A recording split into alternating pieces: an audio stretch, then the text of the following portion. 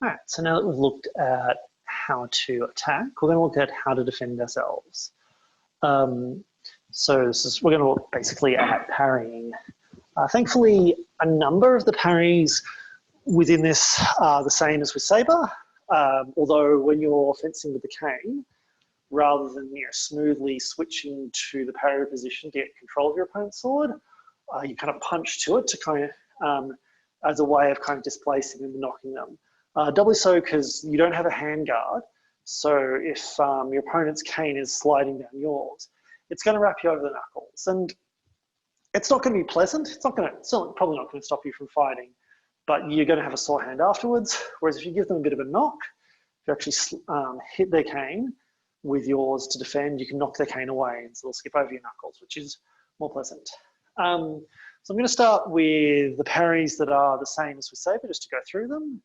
And then we're going to look at 3 special parries from, specifically from Labuchet's manual, although I should specify that he does all of his defenses on the slip. So he actually moves backwards. He slips as he does all of his defenses, which is a good thing to do. It gives you more distance, gives you more reaction time. But I don't like to teach slipping and parrying by default, because I find that if you teach people to slip from the get-go, they will always slip with their defenses, which cuts off a lot of the tactical options.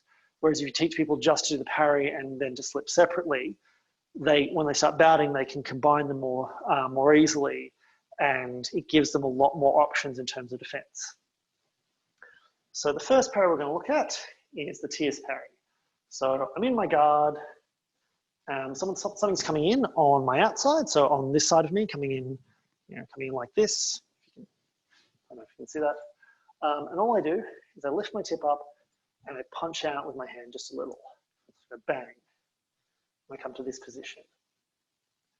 And this is the tierce parry position.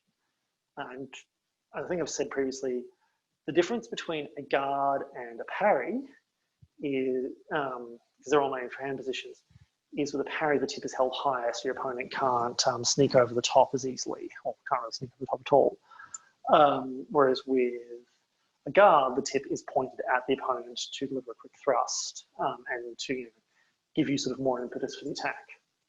So for tierce, just lifting your tip up, punch your hand out just a little, probably hold it a little bit wider than you would for the guard.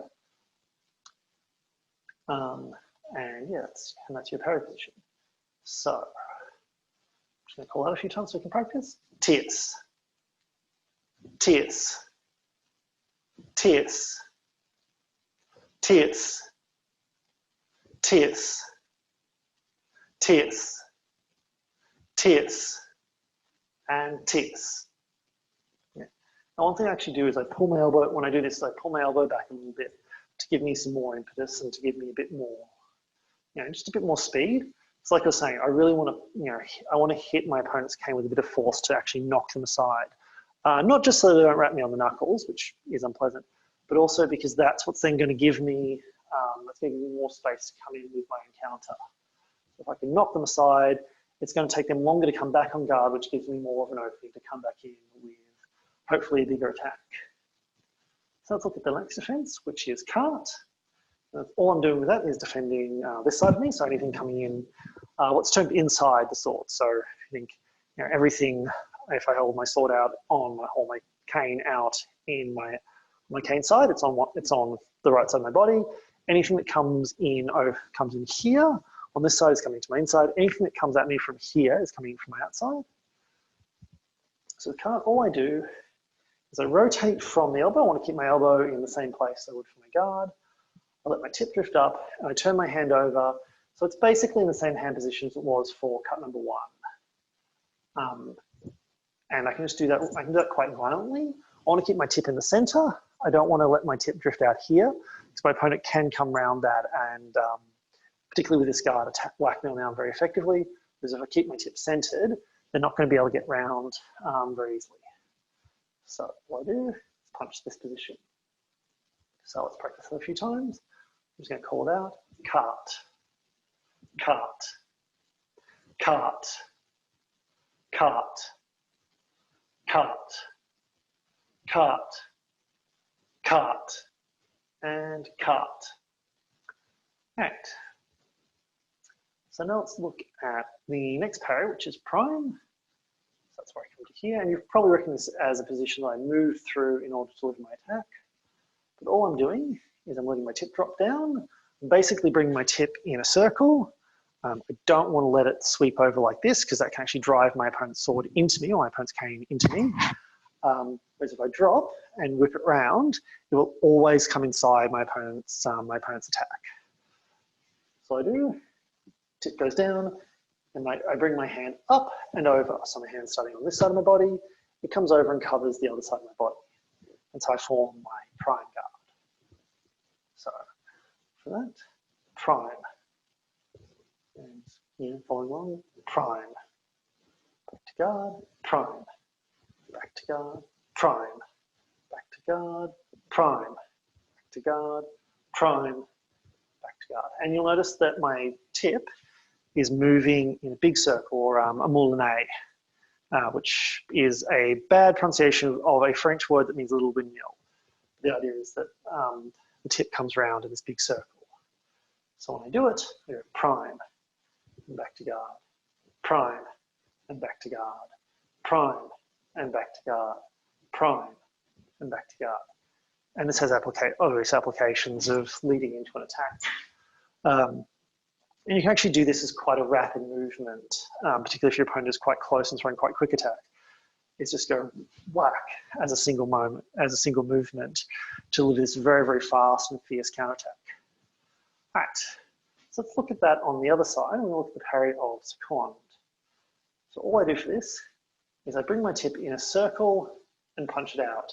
And so now my hand and my cane are in line with this side of my body, the cane side of my body. So from here, second. Share it from the side. What I'm doing is taking my tip in a circle, extending out. My arm is, my arm is extended and locked, and is protecting my outside, especially against like a cut to the ribs. So let's practice that a few times. Second, second, second, second, second, second, second, second, second, and second, and back to guard. All right, so these are fairly basic parries in both sabre and cane. I tend to prefer, with cane, I tend to prefer second and prime, just because I find they have more impetus in knocking my opponent's sword aside, and also they kind of give me impetus to return. So with second, for example, I can flow down to here, and just use the exact same movement as I would use for prime to come straight back.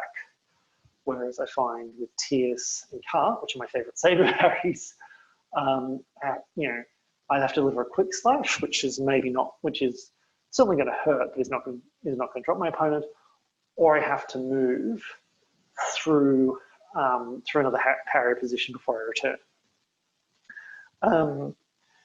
The alternative to this are parries of Leverchet, and he has a slightly different method of parrying, which is a lot more ballistic, which does work with sabre as well, but it's great with cane. So the first of these is his head guard, where what he does is he punches his hand straight up. So kind of like a prime parry, but the hand is held in line with the cane side, not the offside. And the tip droops down at a very, very narrow angle. So you see that. And he even does it on a slip, where he's basically bouncing backwards to give the cane as much impetus as possible. So what I do, raise my hand up, even punch up, like punching directly up. Let my tip droop down, so if I don't displace my opponent's cane, it will slide down and slide over there, and that protects my head. So let's practice that.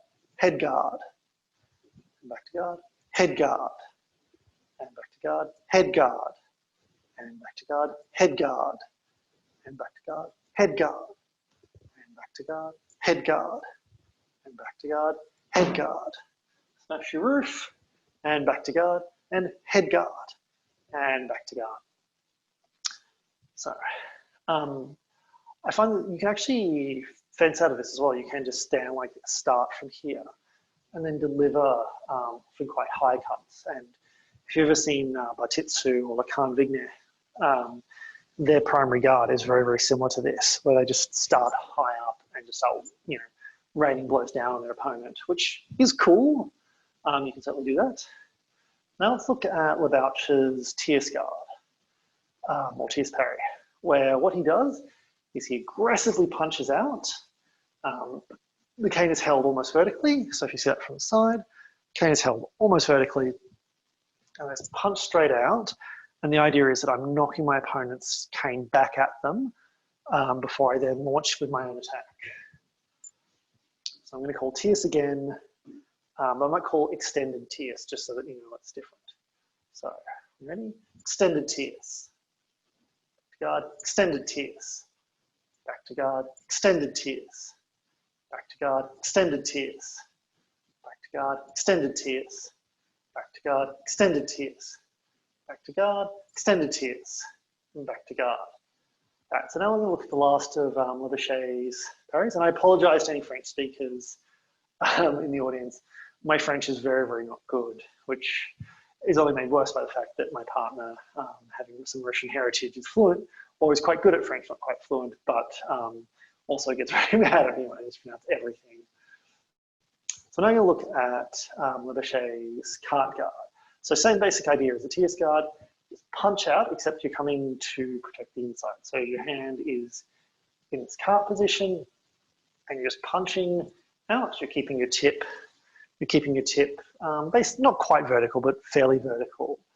The idea is that you're aggressively knocking your opponent's cane back at them to then line up your own attack. So, extended cart, and back to guard. Extended cart, and back to guard. Extended cart, and back to guard. Extended cart, and back to guard. Extended cart, and back to guard. Extended cart, and back to guard. Extended cart, and back to guard. Extended cart, and back to guard. All right. So now we're now going to bring that all together because these, as much as these parries are done ballistically, they're also hand positions. And being able to move from one to the other and get to them from any position is quite important to fencing. When you're in a tierce guard like this, it's very unlikely you're going to be attacked on this side. Like, it does happen, especially if someone thinks they can force through your guard, which is in a lot of parrying on this side, is just moving to give yourself more leverage to resist an attack. But there are times when your cane might be over here, and you have to quickly rip back to a tierce guard. So I'm going to call out the names of the guards, or the names of the parries. And I'm also going to call out guard, which is when I want you to move back to this position. And we're just going to move between them as a way of, one, learning the positions, and two, thinking about how to get there and thinking about them as a place you can go. So from here, I want you to go to extended cart, head guard, tierce. That's tierce, the parry, not the guard. Cart, extended tierce, head guard, second, guard, prime, second, guard, cart, extended cart, head guard, second, guard, extended tierce, tierce, head guard, second, prime, and guard. Cart, prime, cart, extended cart, head guard, guard. Extended tierce, extended cart, extended tierce, tierce, cart, head guard, guard. And just for luck, let's just do a few more. So, second, prime, extended tierce, extended cart, tierce, cart, second, guard. Right. So hopefully doing those randomly has helped you sort of internalize the actual hand positions. But before we move on, are there any questions?